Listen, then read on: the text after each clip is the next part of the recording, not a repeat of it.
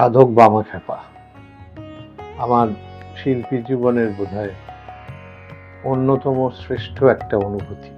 অভিনয় যখন করতাম আমি কোন জগতে চলে যেতাম সেটা আপনাদের ভাষায় আমি প্রকাশ করতে পারবো না। যখন মায়ের সামনে আরতির সিন করতাম তখন যে কি অনুভূতি হতো সেটা অকল্পনীয়। কোনো সংলাপ নেই, কিচ্ছু নেই, শুধু আমি মায়ের আরতি করছি। অথচ এই দৃশ্য মানুষ ভীষণ পছন্দ করত। কত রকম বিপদ, কত কিছু থেকে আমি উতরে গেছি।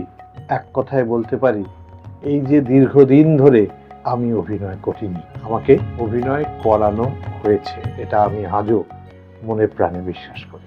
এবার আমি আসছি আগামী 8ই এপ্রিল থেকে রোজ বিকেল 5:30টায় কালার্স বাংলা এবং জিও হটস্টারে দেখুন আমার অভিনীত সাধক বামাখ্যাপা।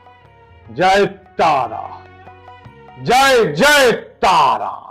সাধক বামাখ্যাপা প্রতিদিন বিকেল 5:30টায় কালার্স বাংলায় আর যে কোনো সময় জিও হটস্টারে।